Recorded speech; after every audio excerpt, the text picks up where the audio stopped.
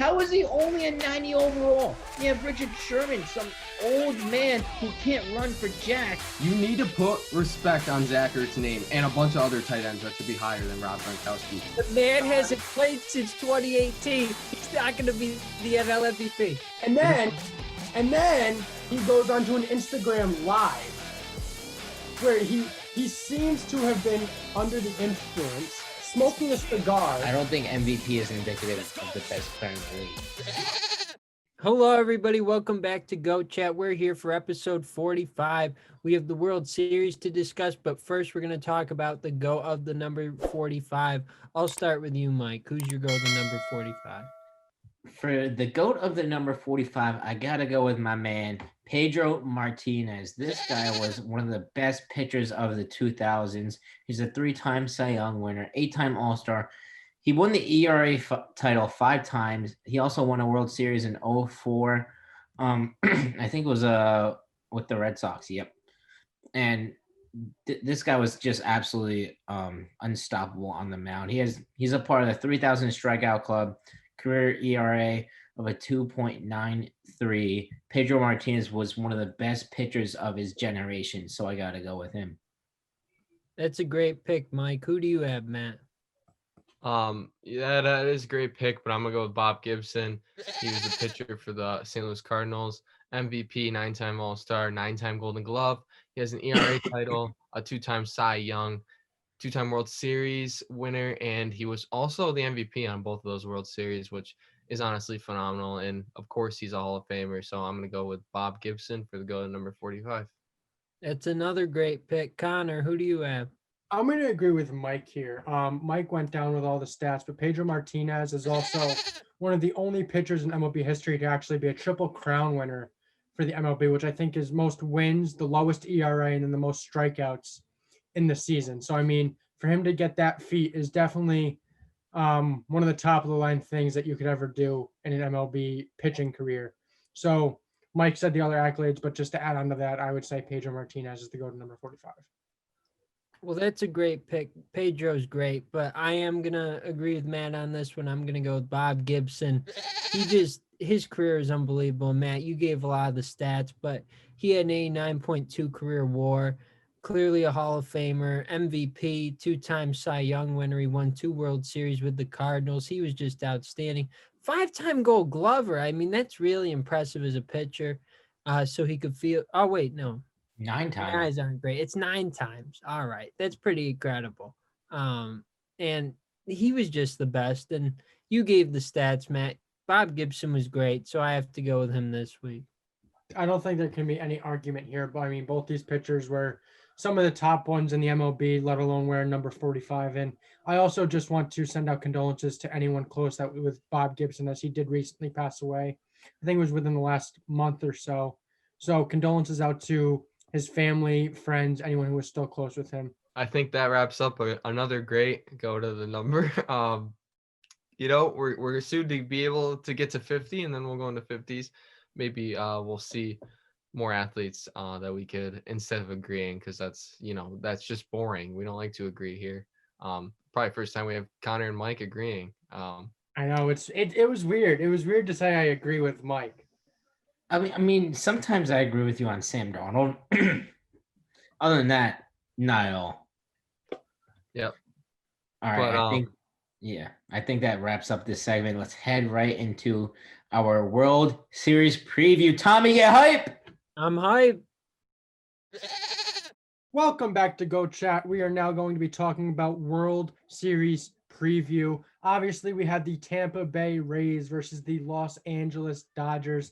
Dodgers looked like they were out of it in NLCS. They were down 3-1 to the Atlanta Braves. And then, obviously, we saw 2 incredible catches by Mookie Betts and then some Game 7 heroics by Corey Seager and Cody Bellinger. But we're not talking about the championship series. We're now talking about the World Series. I want to get my co-host's opinion on this. First off, who do we think is going to win this matchup? 2 very good teams, the best teams in each conference. Matt, I'll start with you. First off, I'd like to say my condolences to all the Atlanta fans. It's been a pretty rough past, 5 years? I mean, ever since the Super Bowl, it's been rough. This past year has been very rough for them in general. but I'm gonna go with the Dodgers. The Dodgers, baby. I've been going with them since the beginning. I told you they'd be here. Still looking for the Yankees. Don't know where they are, but Dodgers, of course, they look great. Mike, you're wearing the Dodger blue. Man, this is such a tough series. I just want to say I did, predict the Rays and Dodgers. The Yankees are long gone. Bye-bye. I just want to say that. Anyways, let's jump right into my predictions. I think the Rays definitely have the pitching advantage in this series with Glasnow, Snell, and Morton on the mound. Dustin May, Urias, and Kershaw are great, but I just think that three-headed monster that the Rays have might slow down the Dodgers lineup a little, but I don't know. I just think that this is finally the Dodgers' year to get it done. I'll take the Dodgers in 7. This will be an extremely close series, but I'm looking for the Dodgers to finish their title run off. Tommy, I know all of our fans are really just looking for your opinion because you're the guy with the most baseball knowledge here on this show. Who are you taking? Predict the Yankees. Well, thank you, buddy. Okay. What is the need to bring up the Yankees? It's good stuff to bring up because we bring in this stuff up with Mike. I have before with the quiet thing. I have to share the wealth to you guys. I mean, I know you guys. Mike and Matt are always the ones talking about the Yankees. Yet off air, they're the ones saying that we can't talk about the Yankees again because we talk about them so often. Yet they're the ones who are mentioning them all the time. Buddy, right. That was you. Come on, that was you. You know it was. Connor, you did bring out that point. Tommy, give us your opinion. Well, I'm going to agree with Matt and Mike. I'm going to go with the Dodgers. I think it's going to be 6 games. I think that the Rays are a great team, but I just think the Dodgers are better all around offensively and pitching-wise as well. You look at the rotation. I'm looking forward. You'll know the result of Game 1 when this comes out, but I'm looking forward to seeing what Clayton Kershaw can do in Game 1. But Tyler Glasnow as well for Tampa Bay. That's going to be a great matchup. So I honestly feel like that could go either way, but I'm expecting the Dodgers bats to put them, give them a World Series win. I think that they're going to be great. You have Corey Seager, Cody Bellinger, Mookie Betts. We've talked about them the entire postseason. They're just an outstanding lineup. So I have LA in the World Series this year. I could see this World Series coming down to the bullpens. I mean, we have 2 really good starting pitching staffs. Not a lot of leeway there. I mean, the Rays really shut down for the most part Houston through the first 3 games. And I mean, even the pitching was really good. A walk-off home run by Correa here, another just solid hits there. And then, I mean, Houston found their way back in that series. But I mean, we even saw Rays pitching against the Yankees. I mean, the Game 5 was 2-1. They only allowed 1 run to the Yankees, who had probably one of the most lethal lineups in the league. So I think it could be coming down to pitching and the bullpen. And we didn't see a lot of very good pitching from the Dodgers against the Braves. Their bats came alive when they needed to, but I don't know if they're going to get that opportunity against a really good Rays pitching staff. I'll say the Dodgers win, but I think the Rays really, really could. They have a really good shot. I would say if the Dodgers, to ensure me that I know the Dodgers are going to win this, I need Mookie Betts I need his bat to come alive because his bat hasn't been anywhere to be found throughout the entire postseason. He's had a really good glove in the outfield. He's made 2 really good catches that possibly saved games, but his bat just hasn't been there. So if you can get the bat going, I think it's the Dodgers series to lose easily. Absolutely. I agree, Connor. And who do you think has more momentum? Because both of these teams, they're obviously coming off a huge Game 7 wins in their respective series. Which one do you think is going to be able to ride that momentum to a World Series victory? I would say that the Dodgers definitely have more momentum because they won 3 straight to get where they are, and the Rays lost 3 straight and had to be forced into a Game 7. So I think the Dodgers they're still riding that high, where the Rays, they really had to exert all of their energy into 4 straight games to try to get 1 win. So I think the Dodgers are definitely going to ride that wave. Yeah, I agree with you. Yeah, Connor. Just going off what you said, I honestly thought the Astros were going to come out and win Game 7 against against the Rays just because they had all the momentum. They won 3 straight, right? And it seemed like kind of like the storybook ending that the Astros and Dodgers meet in the World Series, but obviously that's not what we have now. But one thing I'm gonna look for in game one, and what I think will happen in game one, is that the Rays will stop the Dodgers momentum and Snell will pitch a very good game and Kershaw won't live up to par. That's just kind of the feeling I'm gonna get. Kershaw, besides his first start, hasn't pitched well this whole postseason, while Snell, after his rough first start, is starting to pitch a lot better. So I think the Rays are going to come out, stop the Dodgers' momentum in game one, and win game one. It's Glass now, right? Pitching tonight. His Glass now is Oh, But Blake Snell's tomorrow night. So that's my bad. Wrong, Yeah, but- wrong day. no, but you made good points. So for game two, Yeah. that'll be interesting to see. Because it could go either way. To be honest, in game one, you have one of the best pitchers of all time, at least his generation, Clayton Kershaw against Tyler Glass now, who's one of the bright young stars in the game. So if the Rays do lose, that's the guy you want on the mound, Blake Snell. So those are good points, Mike. No, I mean, hypothetically, had the Astros beaten the Rays, how much fireworks do you think we would have in this World Series being a rematch of 2017 Dodgers versus Houston? A ton. A ton, yeah. No I, doubt. the MLB definitely wanted that to happen because I feel like, TV ratings might have been higher. Obviously people are gonna watch the game no matter what, but they could have been higher if it was the Astros Dodgers rematch. Would have been a fun one to watch. Yeah, I agree with you. I think it would have been much better for baseball to have Houston in it, have that rematch, and then hopefully have the Dodgers win. But I think this is still exciting for baseball. The Rays haven't been in the World Series since 2008. And, they're on the rise as well. They're going to be around for a long time. They're going to be competitive for many years to come. So I think it's great to have them in as well. But I definitely would have rather had a Houston LA series. And I would say one player to watch out for in the World Series. I mean, obviously, besides the rookie sensation that's been throughout the postseason, Randy Arozarena, is the Rays called up Wander Franco to their World Series roster, and he's a very good young prospect. I think he plays shortstop or second base. He's a middle infielder, and I think if he sees some playing time, he could put an impact on the World Series. I mean, he could go out there and steal a base, possibly on a pinch runner or something. So I think that's definitely someone to look out for. But Randy Arozarena has absolutely taken the league by storm throughout this postseason.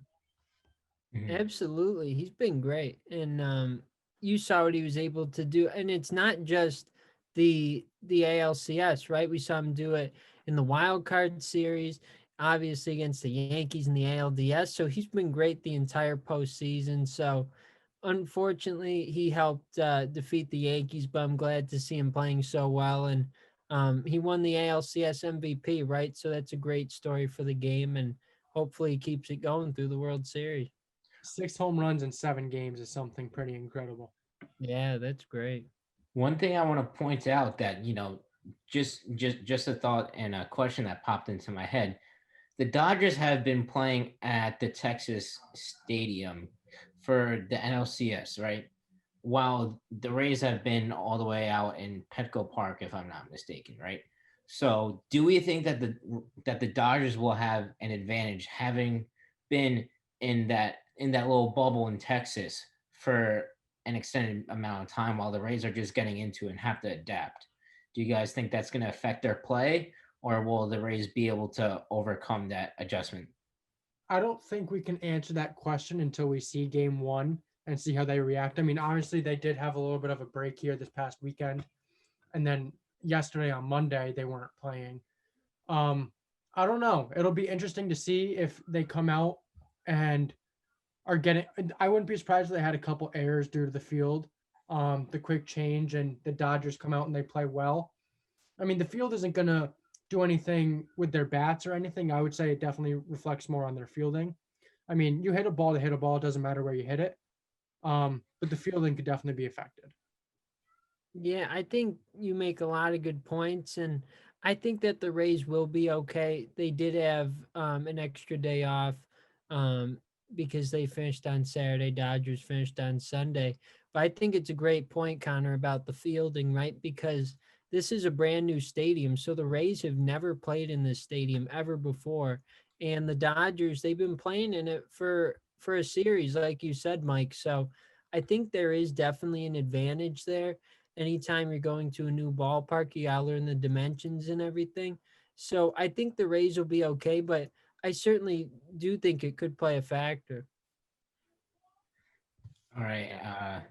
Any more comments on this very, very competitive World Series that we will have?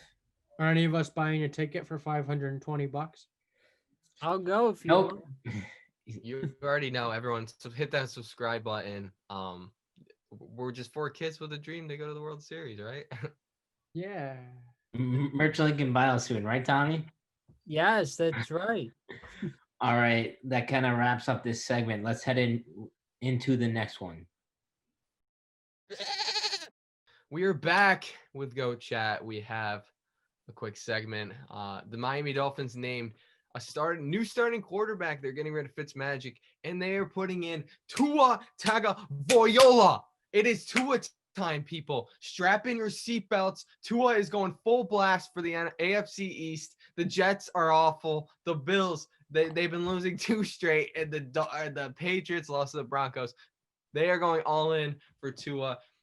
I want your guys' opinion on this move. They're on a bye week too, so that was a little confusing myself.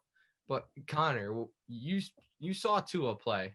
2 snaps against the Jets last week? He threw the ball twice and handed the ball off once. So, do you think that this is a smart move for the Jets or Dolphins? Sorry, Dolphins. I don't know. Ryan Fitzpatrick has been playing pretty decent this season. He hasn't had that Fitz-tragic moment yet that we're bound to see once every season. He hasn't had it yet. I think the move could be the Dolphins and Brian Flores kind of avoiding Fitzmagic / Fitzpatrick / Fitztragic going down and having a really bad game. I mean, he did throw 2 interceptions against a really bad Jets defense. But, I mean, we haven't seen a lot from Tua. We haven't seen anything from Tua. We saw him hand the ball off once, and he threw a quick out to Mike Gesicki, I think it was. So, I mean, it's hard to say what this move means for the Dolphins. I mean, based off his college career and, I mean, him going number 5 overall in the NFL draft, I could say that this could be really good for Miami. You're going a little crazy saying they're coming for the AFC East. It was for the viewers.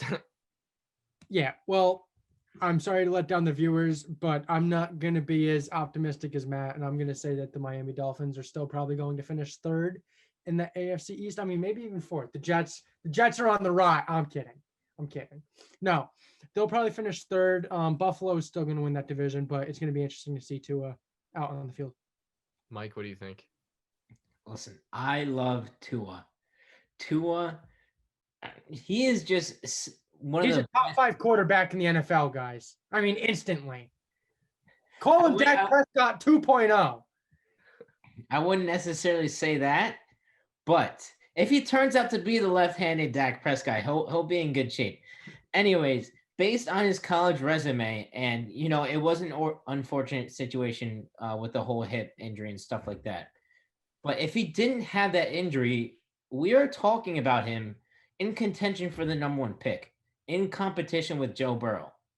And I don't think anyone can dispute that if Tua remained healthy that whole season and he performed like he did across his whole college career, which was like a generational type talent at the quarterback position, the Bengals would have had a hard time deciding on who they're going to pick.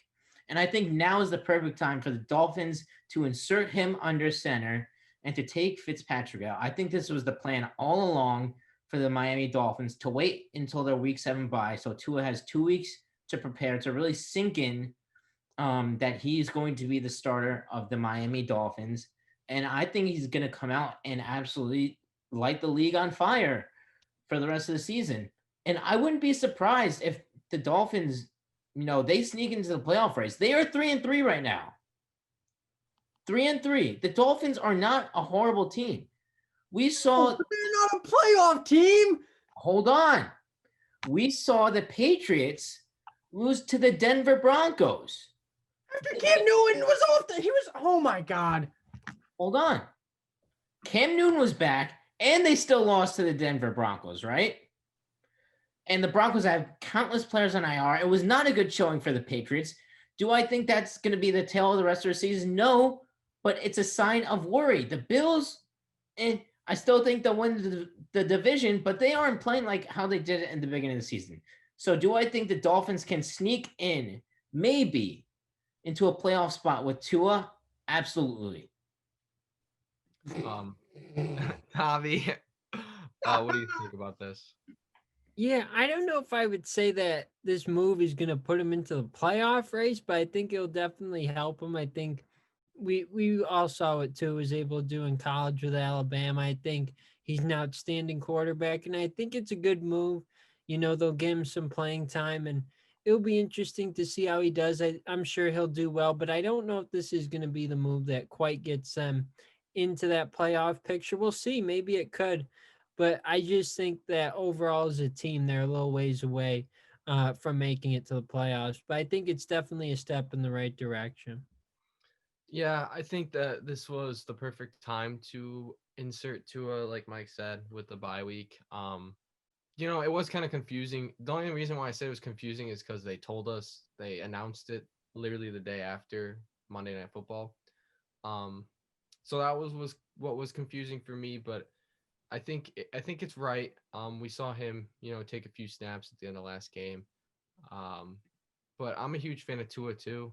I have his jersey. And I do think if he didn't get injured, he would have contention for that first pick. I don't know if he would have gotten drafted by the Bengals, but of course, who knows if the football team or the Giants would have took him. I don't know. Probably not the Giants. But who knows where he would have landed. Even the Lions could have took him. Who knows? Don't think this is gonna cause him to be a playoff team though. Just in the AFC, we're talking about the Ravens, Steelers, and Browns. All three are good teams that have contention for it. One of those teams, of course, are gonna win the division, unless the Bengals. You never know. Knock on wood. But and then you got the Colts in the South with the Titans. The Raiders are looking they're looking good. They beat the Chiefs last time they played. What's the Chargers record? I'm blanking on this. 1-4, I think. Yeah, the Chargers are 1-4. Never mind. All right, not the Chargers. You named all the teams in front of Miami right now. I mean, you got Baltimore, Cleveland, Indianapolis, the Vegas Raiders. I mean, Buffalo, Kansas City, Tennessee, and Pittsburgh. Right there, that's 8. Only 7 are make it into the playoffs. You're going to say Miami's better than one of those or 2 of those teams? I'm saying that it's a possibility. I feel You like said with Tua, absolutely. Don't say you said it's a possibility. I said, can Tua No. lead the Dolphins to playoffs? Absolutely. It's a possibility. Obviously, it's a long shot. Hold on, Connor. Shut your trap, okay? Obviously, the Dolphins are not as talented as all of those teams you just listed, but they've put up some fantastic fights against some of these playoff teams that you listed in front of the Dolphins. The Bills, they only beat them by 3. The Seahawks, they only beat them by a touchdown. They destroyed the 49ers, and they shut out the Jets. I know it's the Jets, but 0 points to any NFL team is an accomplishment. Now they got the Rams next week. I mean, the week after the bye, we could see what they're really made of. Is Tua the real deal? And maybe they can win that game. Maybe they can. I'm not denying the fact that Tua can absolutely come in and shock the world. Mike, all I'm saying is you said, can Miami sneak in the playoffs? Maybe. With Tua, absolutely. That's what you said. Okay, that's not what I meant. I meant like, can Miami maybe sneak into the playoffs with Tua? Absolutely. I'm sorry. I worded myself awkwardly there. I just think, I mean, the AFC East, I think they're playing the NFC West. And I mean, they already played 2 of the teams, but I mean, they still have Rams and Cardinals. The Rams, as Up we next mentioned, two and the game. Cardinals. And the Cardinals looked really freaking good on Monday Night Football. I'm not talking about the Cowboys, but the Cardinals just looked really good, and they're going to be a really tough team to beat. I'm gonna be honest. I wasn't. The Cardinals are a good team, but Is he going to say he wasn't impressed with them? They put up 38 points on the Cowboys. Is that what he's going to say right now? yes, but the problem is Kyler Murray only completed 9 passes, and they still put up 38 points somehow. Right? They caused Those passes were for 80 yards and 61. what? He had 2 passes of those 9. 2 of them went for 141 yards. He's playing the Cowboys. Like, honestly, the Cowboys are bad. They're so bad. They are so bad. Like, they're Jets level now. That's how bad they are. All right, this isn't a conversation about the All right. Cowboys or the Cardinals. This was about Tua and how Tua is going to play with Miami. Obviously, we've gotten off track, which means we have not much more to say. So I'm just going to take the initiative here and wrap this segment up. We're going to be back with one of our signature segments in the GOAT picks next. Welcome back to Go Chat. We have got the GOAT picks. We have these every episode. You guys know. Check the leaderboard. Nothing's really changed. Connor's still on top by 1 since the football team decided not to go for 2 to win the game. But he's ahead of 3, I think, ahead of Tommy, and then 4 ahead of me, and then 5 ahead of You're Mike. 6 ahead of me. 6 ahead of Mike. So you never know. We got 3 really good matchups here today. We'll start with the World Series Game 2. It's played obviously tonight, being Wednesday. Connor, who's gonna win Game 2 of the World Series? Well, Mike was saying it during our World Series preview about how Blake Snell is going to come out and pitch a really good game in Game 2. And I think he's going to do it, and I think he's going to bring the Rays to a World Series win in Game number 2. Tommy? It's a good pick. I was thinking about going with the Rays, but since you picked them, I got to try to gain some ground here. I'm going with the Los Angeles Dodgers. I certainly think they have the lineup to do it. They haven't announced who's pitching as of yet, but I think that the lineup will get them there, and they're going to win Game 2. I'm going to have to roll the Dodgers too. Part of the fact because I have to make up ground. Mike? I'm going with the Rays here. Like I said before, accidentally, but it's just a game difference. Blake Snell has been pitching very well after his first rough start in the playoffs. The Dodgers haven't even decided their pitcher yet for Game 3, so I think that's a big issue. So I'm going with the Rays in Game 2. All right. Next we have Thursday Night Football. We got an NFC East matchup, a big rivalry between the New York Giants and the Philadelphia Eagles. Eagles are 1-4-1. Giants are 1-5 after the win against the football team. Connor, who are you going to go with?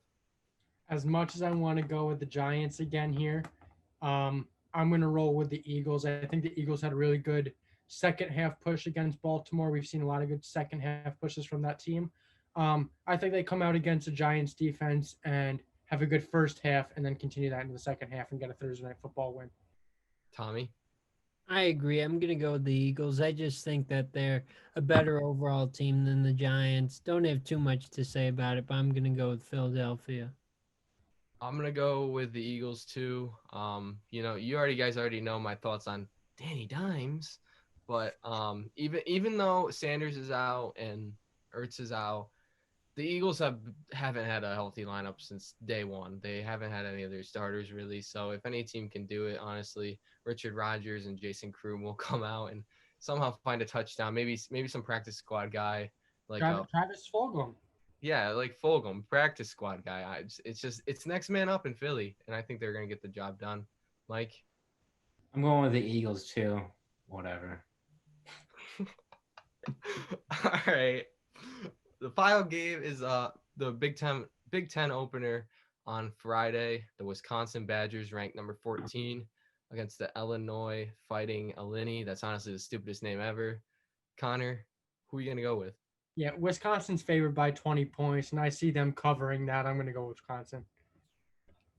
Covering that too? Oh, yeah. Tommy, what do you think?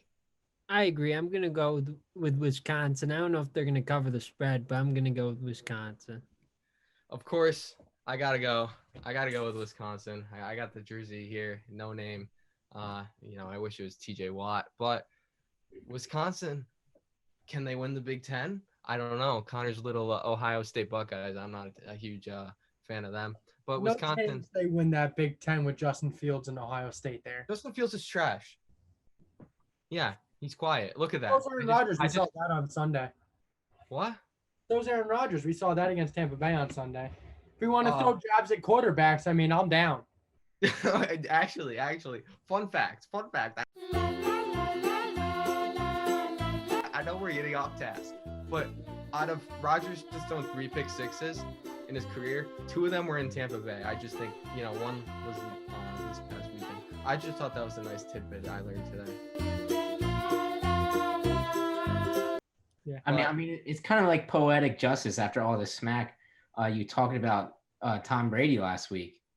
Rodgers going in Tampa, absolutely getting crushed by the Bucs. Tom Brady threw like 6 more yards than Aaron Rodgers. That just says something about how great their defense was, Todd Bowles. But I'm gonna go with the Wisconsin Badgers.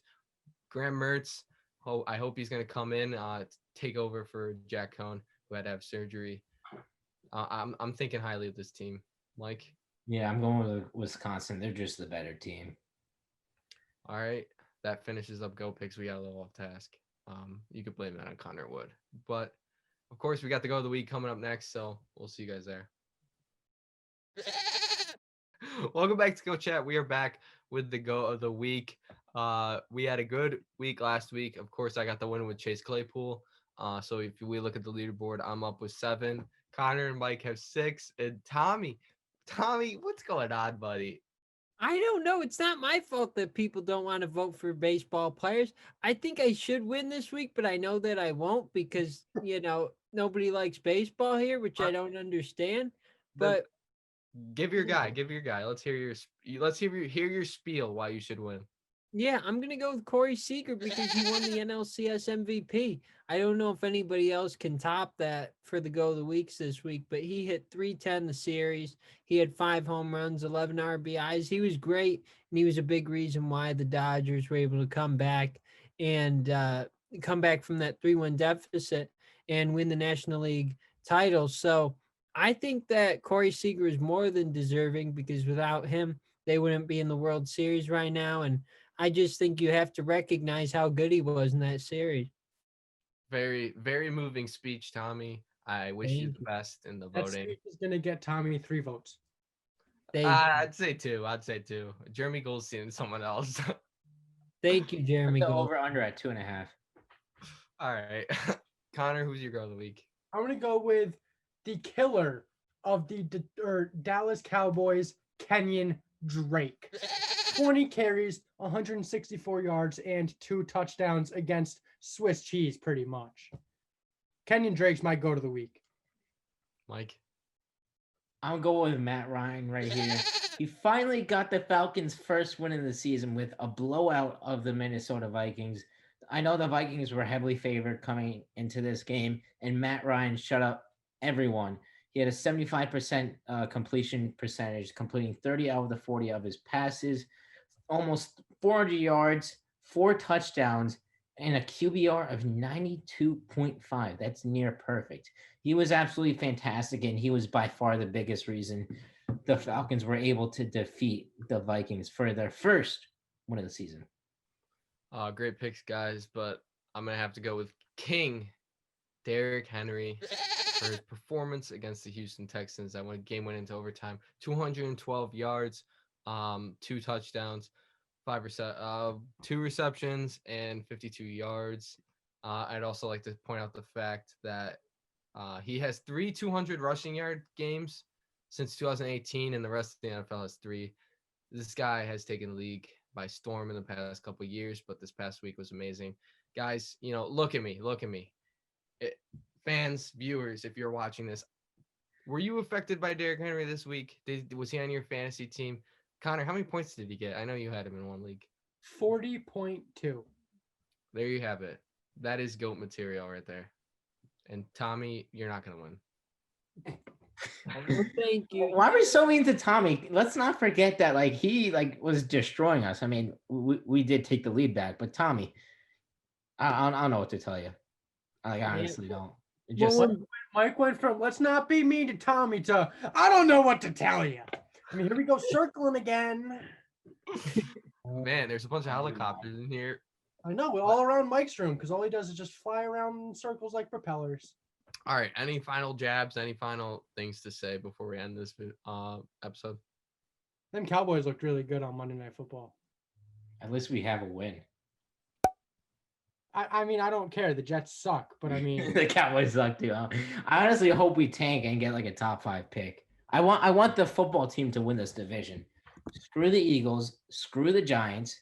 Football team all the way. Let's go, Kyle Allen leading the football team to a 6-10 victory of the NFC East. I'm ready for it. we're only Perfect. 163 days away from Yankees opening day. Just Oh my God. Anyways, All right. I think that kind of wraps up this episode. Another good episode. Of course, we love the hot takes here. Connor, not so much. Anyways, don't forget to hit that subscribe button, hit the like button, follow us on all of our platforms, and we will see you next time.